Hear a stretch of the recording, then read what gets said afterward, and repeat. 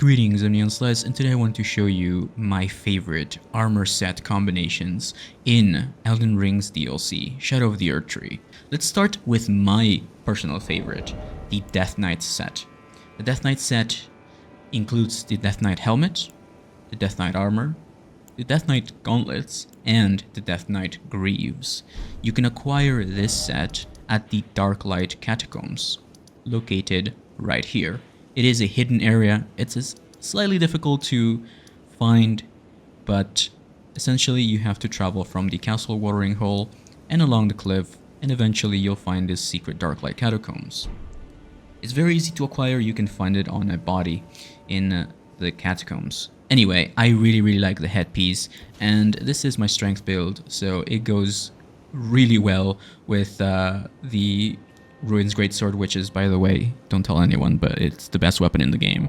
Anyway, these are my stats if you care, but yeah. So next up, we have one for the Dex enthusiasts. This is one of my favorites as well. This includes Rakshasa's set. So Rakshasa's set includes the helmet, the armor set, the gauntlet, and the greaves.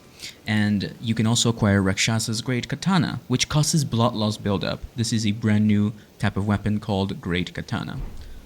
But yeah, this looks amazing. I am a big fan of the color red, and I always play female characters, so I am so happy that we finally have a female armor set that looks badass.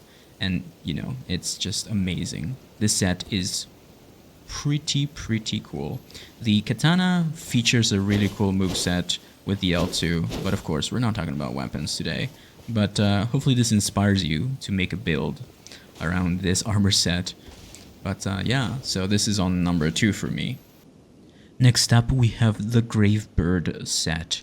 This set is among my favorites, one of the earlier favorites I think. When I found this set, I started maining it immediately. I combined it with the hook claws just for looks, but it's up to you what weapons you want to use. For this armor set combination, I have the Gravebird helmet, the Gravebird Black Quill armor, which you acquire later into the game, the Divine Bird Warrior gauntlets, and the Gravebird anklets. And I gotta say, this looks really good. I've got a few people that asked me how I got this from my Instagram. I posted some reels on there, and a bunch of people asked me how to get this. So I think we can all agree that this looks amazing. So for my next combination, I have the Dancer set. You can combine this with whatever you want, but I have the Dancing Blade of Rana, which belongs to this set. It's dropped by the NPC boss fight that you can find in the Cerulean Coast. And I like using the Fire Knight helmet that you can acquire at the Shadow Keep, and the Dancer's dress, the Dancer's bracer, and the Dancer's trousers. So this is a really good armor set if you're playing with this new weapon called the Curved Sword type of weapon, which you can dual wield. So it's very good for dex builds. Very good moveset. Looks amazing. Or the Perfumer build.